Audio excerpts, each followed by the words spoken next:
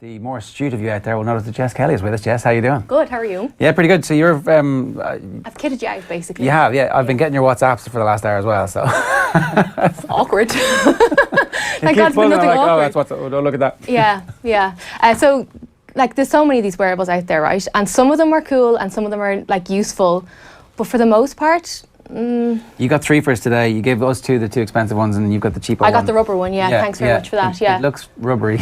Yeah, so the idea with this one, this is purely a fitness tracker. This is by Garmin. It's the Vivo Smart 3, and this is pure functional. It's 150 quid, so it's kind of an entry-level one, and it tracks things like your heart rate, how many steps you take, but it also tracks your stress level. Oh, yeah. And, I mean, right now, I'm at 82, and it says that 76 to 100 is high, so I could well be dead. I just don't know. Okay. So the thing with these wearables, and it's the same with no matter if it's, you know, the 150 one or the 300 quid one, which you have and you have, unless you know what to do with the data, it's kind of... You don't really need to know that information, do you? Well, you You're don't. potentially at risk from a heart attack at any given moment. Well, I mean, I'm 28. If I have a heart rate or a stress rate at, 82 at 9 o'clock in the morning, something is going wrong somewhere. Yeah. But I suppose, like, a lot of people want these because if they're training for a 5K or a 10K, they think it'll motivate them a little bit more. Yeah. But, my argument could be that if you're just starting out, there's free apps that can do that. There's an app called MyFitnessPal. I don't know if any of you have used it at any stage. But I use Map My Run. Oh yeah, that's similar. It's similar enough. And what they do, if you have your phone on your person, it can track your GPS, it can track your rate per kilometre, all that kind of stuff.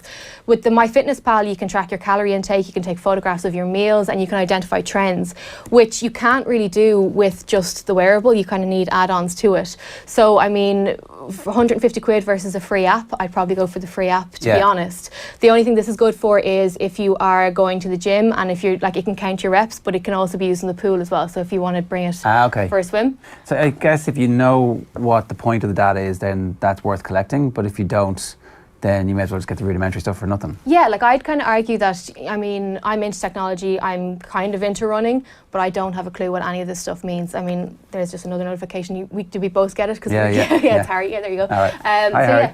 There you are now. You're vibrating again, are you? We're too close. I got a bit of an aftershock there. There you are now. So like again, so for stuff like that, getting your notifications, it's fine. That's a bit dodgy, isn't it? That you've like signed up to loads of things.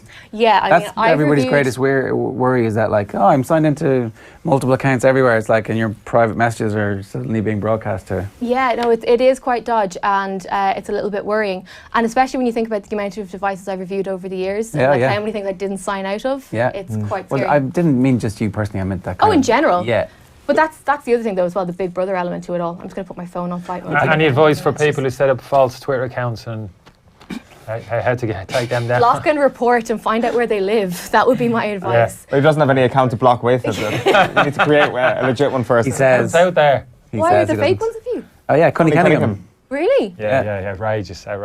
Oh wow. I'm fuming. Internally, I'm fuming. But you should set one up, get verified, and then never tweet from it. I think we got to the bottom of, I think it was Conor McNamara who said Connie Cunningham back in the days when TV3 just got their first TV rights. So I don't know if it was 2002, but it was back around that time. Right. And I had friends who would only have, after that, have referred to you as Connie because that was... I can't believe you never heard this. No, you're not letting it. Well, it was... It's just an important part of our... But can we not just set you up a proper account, get it verified, and then quash all that? Yes. Why don't we do that now? No. Let's do it. No, that's not an option. I'll be the moderator. I'll look after it. Yeah. I've been getting pushed in that direction for quite some time. But I'm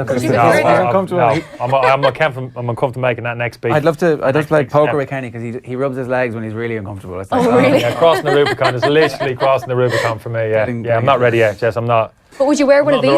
Like how techy are you? Are you into this kind of stuff? Would you wear what Jer has? I've got to probably get used to wearing a watch before I'd probably wear one of them, which I explained I've never done. The leap. Yeah, I understand what you're saying. Funnily enough, kind of fitness has always played a part. Most, I suppose, athletes and stuff, even, you maintain your levels to a certain extent. So how do you do it? Yeah, I can understand it. I've never done it, obviously, but potentially, I suppose, you're always thinking, say yourself, little go something, you always think, mini triathlon, let's kind of crack on the new year, and it's something like that, I suppose, but... Like, are you against the clock? Are you just doing distances, or...? Yeah, no, but I kind of do it, but I'm not. I see people in the gym kind of recording the information, but whether it's on their phone, this and that, but I never quite bring myself. I like to do the work, but I never get that obsessive with it in terms I need to detail every single part of it and log it in. That's the kind of conversation that needs to happen though, because a lot of people put this on and then suddenly they think that they're a gym bunny or they're the fittest thing in the world because they've done 10,000 steps. Yeah. But doing 10,000 steps, you can do that across a day walking at a snail's pace. It's all about your heart rate and actually breaking a sweat. Yeah. And so I just think sometimes these can be a false sense of security. People think, oh, well, look, I did move today, but did you do anything of substance? Well, you're right. For me, it's actually the hard. When I seriously considered getting a watch of some sort at one point because of that, for the heart, I just wanted to know my heart rate. That'd do me if I was on a run. Yeah. I'd be more interested in that rather than how far have I run, etc., or steps, etc.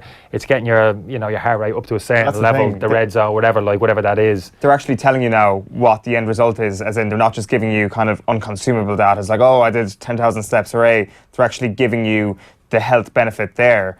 So in that respect, is this kind of putting personal trainers out of business a little bit? What do they feel about the wearable? Because you can go out and have a very kind of statistically pleasing fitness session without being told by somebody who's got a PhD in this stuff what you're actually achieving, because it tells you right here in your wrist what it is. Yeah, these can kind of bully you though as well. Like this, every 40 minutes, this comes up in really aggressive lettering, just going move, and so you have to get up and do things. So what's the name of that device? This is the Garmin Vivo Smart 3. What you have is the Fitbit Iconic, and that's a very fancy one. But I find, I don't know, you've been wearing it for the last hour. Do you feel it's kind of clunky on your wrist? It's quite big in comparison. Like Jer has the fancy pants one. Yeah. This is the Samsung Gear Sport. And it seems to have a lot of stuff on it. It does. It has all my WhatsApp history, so you can stay away from it. But you can access your photographs. On the screen there. Yeah, no, but you can access everything from your notifications, your gallery. What I love about that as well is you can put your music on it. Yeah. So you don't need to have your phone on you. It has GPS tracker built in. Put your Bluetooth headphones in and just go for a run with the watch. Okay, well that's pretty good. It's very slick. Yeah, that's a big thing, isn't it? Not having to carry the phone around with you while you're going running. So that's the Samsung there on screen. What is it? You hook up your Bluetooth earphones to that, and then you save the music to the phone. But I remember the first time I ever spoke about fitness tech was on the Pat Kenny show, and I was saying that I was using the free app, the MyFitnessPal. Oh, it's touchscreen. I've just realised. I was like, how does this work? I have to scroll up and down. Like, okay, I get it. At least I know you haven't been reading my messages. That's good, because you have to tap in to read the messages. Yeah, no, but I do. You can. But what I like about this is that you move the bezel on the screen. So I don't know if you can hear the little click when you turn the front of the screen. There's a bezel on it. What's the bezel? Why? Hang on now, I stretch across you there. My heart rate is just raised by 10 beats. So there's a little... Oh, yeah. You literally move the dial. It's like, this is really boring. I thought it was this kind of old school screen. Now I can get it. Okay. So you remind me of Dave McIntyre, who has one of these fancy pants watches, right? And he has You're not the only person who reminded Dave McIntyre. Story easily done. Okay, Don't beat yourself up over it. Right. So Dave Mac has one of these smartwatches. He's got a Huawei one, and he said to me in the office a few weeks ago that he doesn't really know the point of it. Yeah. So Dave is into his fitness, he's into his gym, he's into the whole shebang. Into himself, basically. Into himself. He does love himself. He's like Newstalk's action man, or off the ball's action man. But he kind of doesn't know the full potential of the watches that he wears. Yeah. And so he's kind of like, I can tell the time and I can read my messages. Yeah.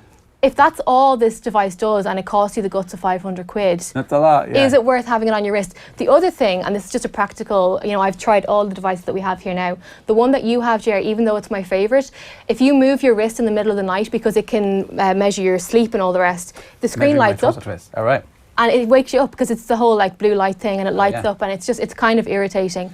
You wear your eye mask. Yeah, he needs his beauty sleep. Yeah, and his facial creams, the whole shebang. After the makeup and the toner and the cleansing, you're like, what else? I was going to ask if you guys are wearing makeup now. I forgot to put it on this morning. Jer comes in fully kitted out every morning. He's lucky. When else I get a chance to do it? Yeah. Where's your man bag? He's got his man bag under the table here. Look, underneath his feet. I've just got a great still active for my twist there. That's all counting as my exercise, so work away there now. Yeah. That's great.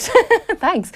So yeah, I don't know. I think in terms of practicality, I just think until you know what the data means, I wonder about spending 400 quid on something. I like the music aspect of it, the earphones going, because I see a lot of people running around, they've got big tablets sellotaped around their left bicep, which I always think is not...